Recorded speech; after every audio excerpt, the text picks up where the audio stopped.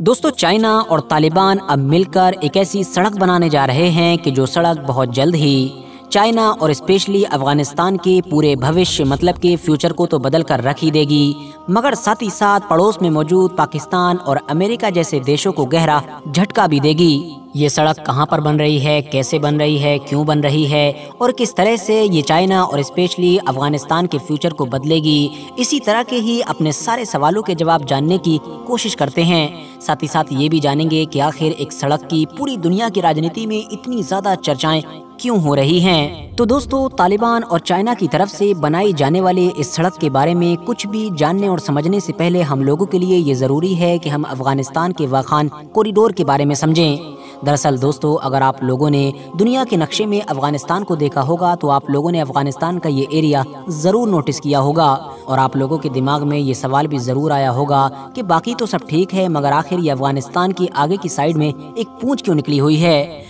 तो दोस्तों, इस पूंछ की कहानी भी बड़ी दिलचस्प है। ये 19वीं सदी के आखिर के उस दौर की कहानी है कि जब पूरे ही भारत पर अंग्रेजों का राज हुआ करता था। याद रहे, उस दौर में आज के दौर का जो पाकिस्तान और बांग्लादेश है वो भी इंडिया में ही इंक्लूडेड था। मगर इस यूनाइटेड इंडिया के बिल्कुल बराबर में ही वो रशियन एम्पायर भी मौजूद था कि जो उस दौर में ब्रिटिशर्स के अलावा दुनिया की एक और बड़ी ताकत था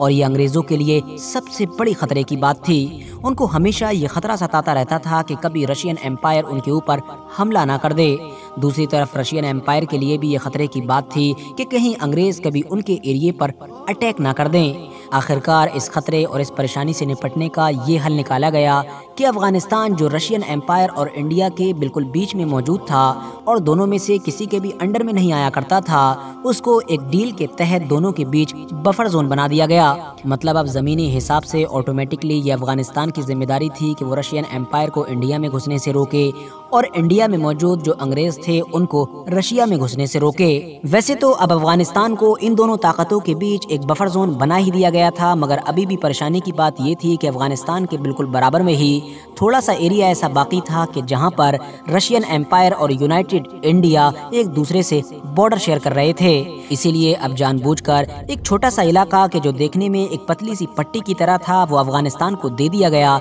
सिर्फ इसलिए ताकि वो रशियन एम्पायर और यूनाइटेड इंडिया मतलब अंग्रेजों को एक दूसरे से दूर रखे। और यही वो इलाका था कि जिसको आज के दौर में वाखान कॉरिडोर के नाम से जाना जाता है और नक्शे में बिल्कुल एक पूंछ की तरह नजर आता है। आज रशियन और ब्रिटिश दोनों ही एम्पायर्स हमारी इस दुनिया से गायब हो चुके हैं, मगर वो छोटी और पतली सी पट्टी कि जो अफगानिस्तान को उस दौर में दी गई थी वो आज भी अफगानिस्तान के पास है। देखने में ये पट्टी भले ही बहुत छोटी और तंग सी नजर आती हो, मगर अगर भूगोल के हिसाब से देखें तो इस पट्टी की बहुत ज्यादा अहमियत है। सबसे पहली चीज तो ये कि ये वही पट्टी है कि जो सेंट्रल एशियन कंट्रीज जैसा कि तजिकिस्तान, उज्बेकिस्तान या फिर किर्गिस्तान जैसे देशों को इंडिया और पाकिस्तान जैसे देशों से अलग करती है। इंटरेस्टिंग बात यह है कि सेंट्रल एशिया में मौजूद ये सारे देश कुदरती नेमतों से माला माल हैं, मगर इनके लिए प्रॉब्लम की बात यह है कि अफगानिस्तान की तरह ये देश भी लैंड लॉक हैं, मतलब ऐसे देश हैं कि जिनका कोई भी बॉर्डर समुद्र से नहीं लगता है।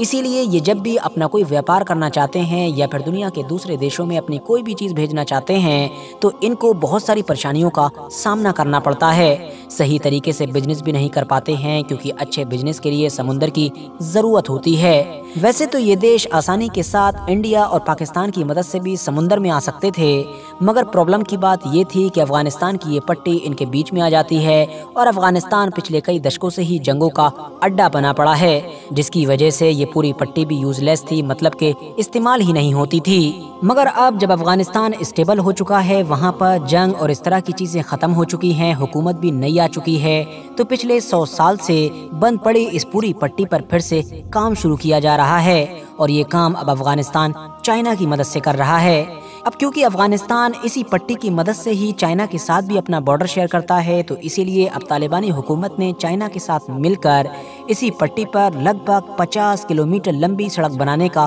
फैसला किया है। ये जो इन दोनों देशों की तरफ से सड़क बनाई जा रही है, इस सड़क की मदद से अब चाइना डायरेक्ट अफगानिस्तान से कनेक्ट हो जाएगा। मगर अब सवाल यही है कि आखिर चाइना ये सब कुछ क्यों कर रहा है? चाइना को अचानक से इस पूरी सड़क में और इस पूरे एरिया में इतनी ज्यादा दिलचस्पी क्यों है? तो दोस्तों, इसका बिल्कुल सीधा सा जवाब है सीपैक प्रोजेक्ट। हाँ दोस्तों, वही प्रोजेक्ट कि जिस पर चाइना और पाकिस्तान एक साथ मिलकर लंबे वक्त से काम कर रहे हैं। یہ پروجیکٹ اتنا زیادہ مشہور اور بڑا ہے کہ مجھے امید ہے آپ میں سے زیادہ تر لوگوں نے تو آلریڈی اس کے بارے میں سن ہی رکھا ہوگا۔ اگر نہیں جانتے ہیں تو میں آپ لوگوں کو شارٹ میں بتا دوں کہ دراصل چائنا جیسا دیش کو جو اس وقت پوری ہی دنیا میں لگ بھگ ہر فیلڈ میں بڑی تیزی کے ساتھ ترقی کر رہا ہے اور لگ بھگ ہر معاملے میں ہی ٹاپ پر پہنچ چکا ہے، اس کے بزنس کا جال بھی پوری دنیا میں پھیلا ہوا ہے، مگر چائنا کو جو سب سے زیادہ پریشانی ہوتی ہے وہ دراصل کسی بھی چیز کو اپنے دیش سے ایکسپورٹ یا پھر امپورٹ کرنے میں ہوتی ہے۔ وجہ یہ ہے کہ سمندری راستے سے چائنا جب بھی ویاپار کرتا ہے،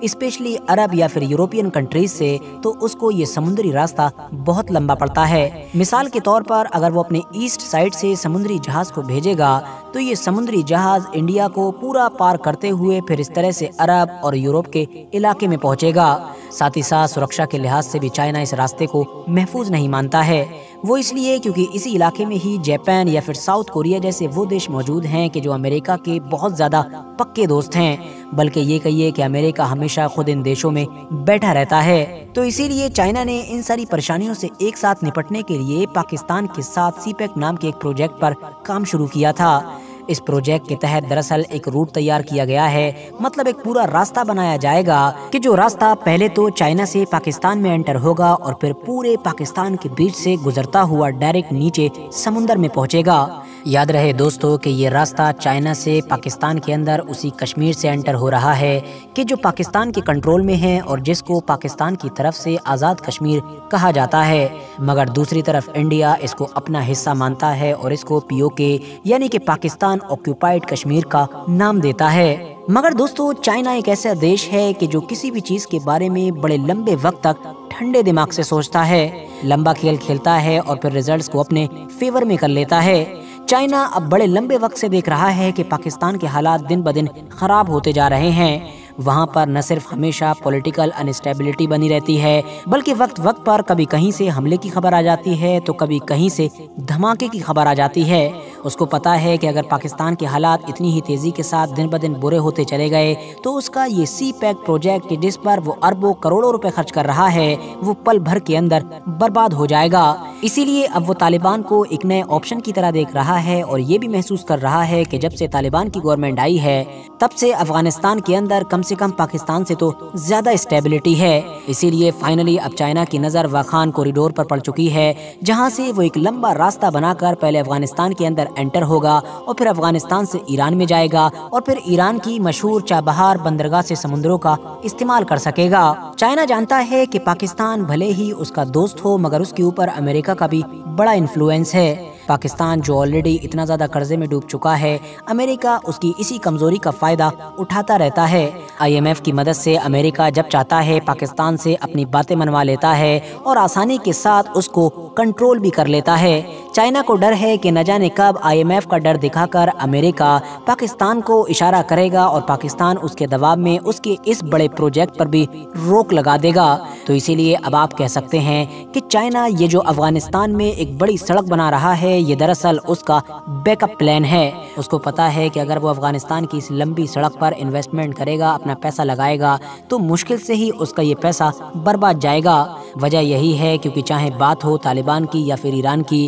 دونوں ہی حکومتیں ایسی ہیں کہ جن کی امریکہ سے ایک نہیں بنتی ہے، اور ممکن ہے جب چائنا اس پورے پروجیکٹ پر اچھی طرح سے انویسٹمنٹ کرے گا اور اس راستے کو اپنے استعمال میں لینے لگے گا تو جو دوسری سینٹرل ایشین کنٹریز ہیں جیسا کہ تاجکستان، کرغزستان، ازبیکستان، ترکمانستان یا پھر قزاقستان وغیرہ، یہ سب بھی سمندر تک پہنچنے کے لیے افغانستان کے اسی راستے کا استعمال کرنے لگیں گے اور پھر افغانستان سے ہو کر ایران پہنچیں گے اور پھر ایران کی بندرگاہ سے سمندر میں اتریں گے۔ تو کل ملا کر اس پروجیکٹ میں چائنا کی طرف سے اتنا زیادہ انٹرسٹ لینے کے پیچھے وجہ جو بھی ہو، مگر اگر اس پروجیکٹ پر کام ہوتا ہے تو افغانستان کے تو مزے ہی مزے ہیں۔ فی الحال دوستو آج کی اپنی ویڈیو کو ہم یہیں پر ختم کرتے ہیں۔ ویڈیو پسند آنے پر نہ صرف ویڈیو کو لائک کریں بلکہ اپنے فرینڈز کے ساتھ بھی ضرور شیئر کریں، اور اسی طرح کی نالجبل اور ہسٹوریکل ویڈیوز ہمیشہ دیکھنے کے لیے ہمارے اس چینل کو سبسکرائب کرنے کے ساتھ ساتھ بیل آئیکن کو بھی ضرور پریس کریں۔